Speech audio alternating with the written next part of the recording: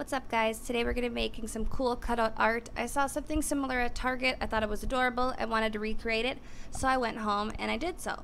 The supplies you're going to need today are some scrapbook paper or decorative paper. You need 2 different pieces, some paint and brushes, a cutting mat, an X-Acto knife, a shadowbox frame which you can pick up at Walmart for $8, some sort of glue, and a pencil. So what you want to do is take 2 different pieces of paper.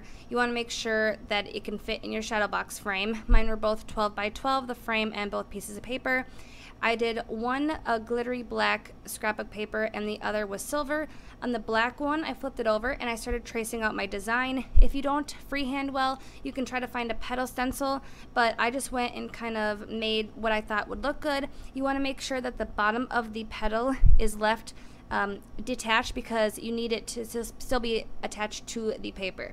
So once you're happy with that, take your paper and X-Acto knife and put it on a cutting mat and start just cutting out your petals.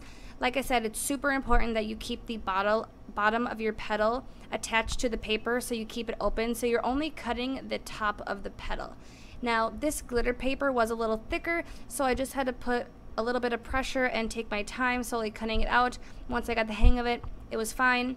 Just kind of make sure that you're cutting it smoothly and in a smooth flow, so it's not all jaggedy, if you know what I mean.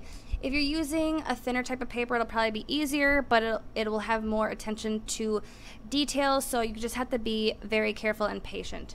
So now I'm taking some black paint and I'm just painting the back of the petals because when I pop them up, I don't want you to be able to see the white or the pencil marks on them. So just get a matching paint or whatever color paint you want the underside of the petals to be and just paint the back of them. I'm using a sponge so that it's a lighter application so that it doesn't weigh the petals down and they can uphold longer and be a little less heavy.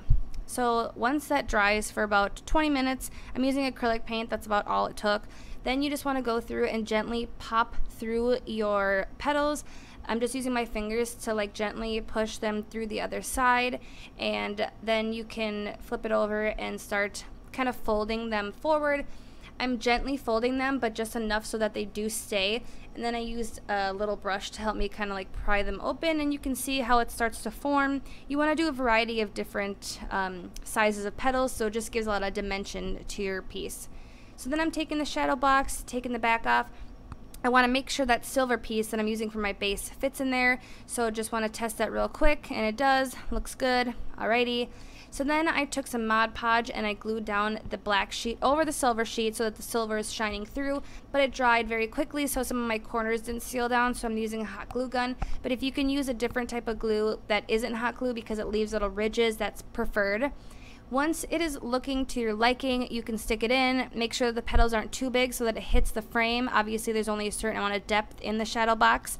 But once you like it and you put it in, just press the prongs down back on the back side and your piece is all ready. I thought this was so cool and it's so easy to make. You can do it any color, any shape, any design you want. So I really hope you guys enjoyed this and good luck.